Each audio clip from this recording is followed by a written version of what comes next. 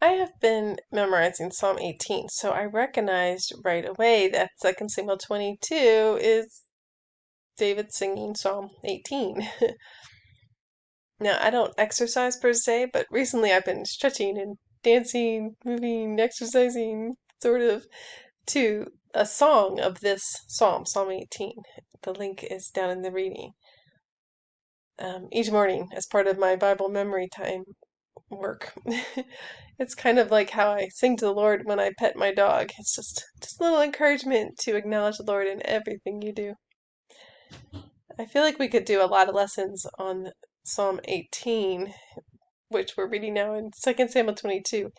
It contains classics like, I will call upon the Lord who is worthy to be praised, and so shall I be saved from my enemies. And he makes my feet like hinds, it's deer feet, and sets me on high places. By the way, that imagery of hinds feet on high places was one of my pictures during the pandemic. I was just with Jesus above it all, and it could not touch me. In this psalm is a song. In this song, David tells the story of how God gets angry when his child is in distress and calls to him for help. God bows the heavens and comes down, scattering his child's enemies with lightning and hailstones. He displays his great power with his child's enemies. He displays his delight and gentleness with his child. David says he was saved because God had delighted in him. David says God's gentleness made him great.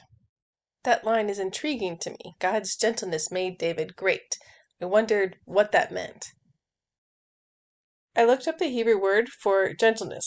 The first word Strong's gives for a definition is condescension, like being condescending. That made me think of Jesus coming down to us, like in this psalm where he bows the heavens to come down and defend David. He comes down to his people.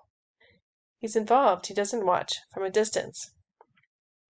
The Hebrew word translated gentleness is only ever translated with two other words, humility and meekness. We are great because of God's humility. What a humbling thought. We are honored and exalted, seated in the heavenly places, because Jesus left his seat to humble himself, to become a helpless baby of a poor family. Now Jesus is again seated at the right hand of the Father because his work is finished. So he will raise us to rule with him.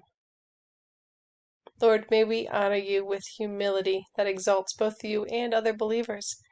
May we never think of exalting ourselves, but only the name of Jesus.